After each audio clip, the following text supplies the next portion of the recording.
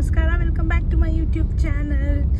ನೆನ್ನೆ ನಮ್ಮ ಮನೆಗೆ ನೆಂಟರು ಬಂದಿದ್ರು. ಯಾರು ಅಂದರೆ ಇವರು ನಮ್ಮ ದೊಡ್ಡಮ್ಮ ಮೈಸೂರಿಂದ ಬಂದಿದ್ರು, ನಮ್ಮ ಚಿಕ್ಕಮ್ಮ, ಆಮೇಲೆ ನಮ್ಮಮ್ಮ, ಇಲ್ಲಿ ನನ್ನ ಮಗ ಮತ್ತು ನನ್ನ ಹಸ್ಬೆಂಡ್ ಮುಂದೆ ಕೂತಿದ್ದಾರೆ. ಆಮೇಲೆ ಇಲ್ಲಿ ಅರವಿಂದ್ ಇದ್ದಾನೆ. ಸೊ ನಮ್ಮ ಮನೆಯಿಂದ ನಾವು ಈಶಾ ಫೌಂಡೇಶನ್ಗೆ ಹೋಗ್ತಾ ಇದ್ದೀವಿ. ಎಷ್ಟೊಂದು ದಿನದಿಂದ ಹೋಗಬೇಕು ಅಂದ್ಕೊಂಡು ಹೋಗೋಕ್ಕೆ ಆಗಿಲ್ಲ. ಯಾರಾದರೂ ಇನ್ಸ್ಟಾಗ್ರಾಮ್ ರೀಲ್ಸ್ ಹಾಕಿದ್ರೆ ಹೋಗಬೇಕು ಅಂದ್ಕೊಳ್ಳೋದು, ಆಮೇಲೆ ಯಾರಾದರೂ ಸ್ಟೇಟಸ್ ಹಾಕಿದ್ರೆ ಹೋಗಬೇಕು ಅಂದ್ಕೊಳ್ಳೋದು, ಆಮೇಲೆ ಆಗೇ ಇಲ್ಲ. ಸೊ ಫೈನಲಿ ಇವರೆಲ್ಲ ಬಂದಿದ್ರಲ್ಲ, ಡಿಸೈಡ್ ಮಾಡಿಬಿಟ್ಟು ಹೋಗೋಣ ಅಂತ ಹೋಗ್ತಾ ಇದ್ದೀವಿ. ನಮ್ಮ ಇಷ್ಟು ಜನರಲ್ಲಿ ಈಶಾ ಫೌಂಡೇಶನ್ ನೋಡಿರೋದು ಇಬ್ಬರು, ಅದು ನಮ್ಮ ಆಂಟಿ ಎಲ್ಲ ನೋಡ್ತಾರೆ. ಅವ್ರ ಒಂಥರ ಟೂರಿಸ್ಟ್ ಡಿಪಾರ್ಟ್ಮೆಂಟು. ಈಗಲೂ ಟೂರ್ ಮುಗಿಸ್ಕೊಂಡೇ ಬಂದಿರೋದು ಅವರೊಂದು. ಆಮೇಲೆ ಅರವಿಂದ್, ಅವನು ನಮ್ಮ ಆಂಟಿ ಫಾಲೋವರು. ಅವನು ಕೂಡ ಒಂದಷ್ಟು ಪ್ಲೇಸಸ್ನ ನೋಡಿದ್ದಾನೆ ನಮ್ಗಿಂತ ಜಾಸ್ತಿ.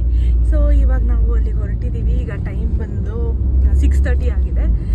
ನೋಡಬೇಕು ಅಲ್ಲಿ ನಮಗೆ ಲೇಸರ್ ಶೋ ನೋಡೋಕ್ಕೆ ಸಿಗುತ್ತೋ ಇಲ್ವೋ ಅಂತ.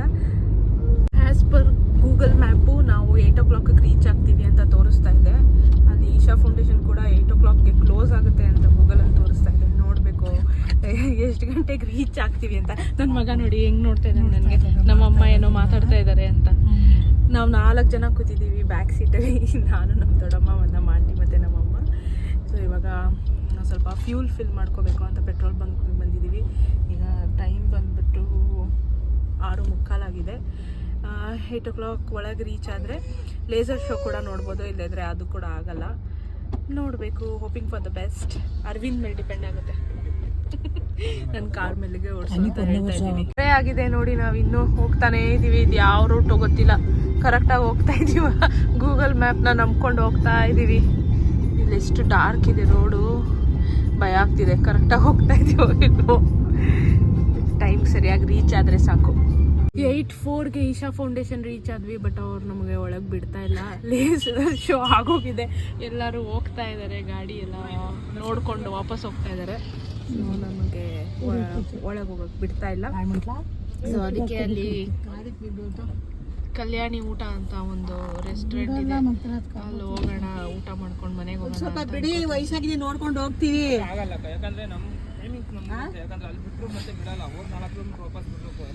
ಅಲ್ಲ, ಅಷ್ಟು ದೂರದಿಂದ ಬಂದ್ಬಿಟ್ಟಿದೀವಿ. ಕೆಳಗಡೆ ನೋಡ್ಕೊಂಡ್ ಬಂದ್ಬಿಡ್ತೀವಿ. ಈ ತರ ಅಂದ್ರೆ ಹೆಂಗೆ? ಸ್ವಲ್ಪ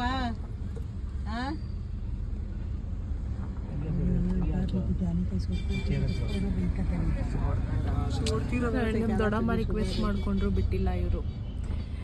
ನೀವು ಯಾರಾದರೂ ಈಶಾ ಫೌಂಡೇಶನ್ಗೆ ಬರಂಗಿದ್ರೆ 8 o'clock ಮುಂಚೆ ಬನ್ನಿ.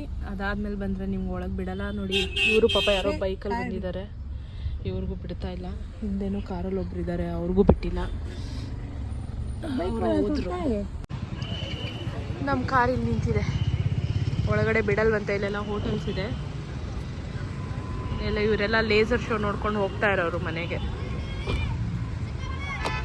ಬಂದಿದ್ದಾರೆ. ನಾವೇ ಲೇಟ್ ಅಂದರೆ ನಮ್ಗಿಂತ ಲೇಟ್ ಬಂದಿದ್ದಾರೆ ಎಷ್ಟೊಂದು ಜನ. ಯಾರಿಗೂ ಒಳಗೆ ಬಿಡ್ತಾ ಇಲ್ಲ, ಇನ್ನೂ ಹೋಗ್ತಾನೆ ಇದ್ದಾರೆ. ಮೇಲಿದ್ದವರೆಲ್ಲ ಆಲ್ಮೋಸ್ಟ್ 6,000 ಕಾರ್ಸ್ ಇದೆಯಂತೆ, ಎಲ್ಲ ಹೋಗ್ತಾ ಇದ್ದಾರೆ. 8:30 ಆಯಿತು. ನಾವು 8 o'clock ಇಲ್ಲಿ ಬಂದಿದ್ದು. 8:35 ಆದ್ರೂ ಇನ್ನೂ ಹೋಗ್ತಾನೇ ಇದ್ದಾರೆ ಎಲ್ಲರೂ. ಓಕೆ, ಇದೆ ಹೋಟೆಲು. ನೀರು ಬೀಳ್ತಾ ಇದೆ. ಕಲ್ಯಾಣಿಲಿ ವಿಗ್ರಹ, ಅನ್ನಪೂರ್ಣೇಶ್ವರಿ ವಿಗ್ರಹ ಇಟ್ಟು ಇಲ್ಲಿ ಮೇಲಿಂದ ನೀರು ಬೀಳೋ ಥರ ಮಾಡಿದ್ದಾರೆ. ತುಂಬ ಚೆನ್ನಾಗಿದೆ. ಎಲ್ಲರೂ ದೋಸೆ ಆರ್ಡರ್ ಮಾಡಿದ್ದೀವಿ, ತಿಂತಾ ಇದ್ದೀವಿ.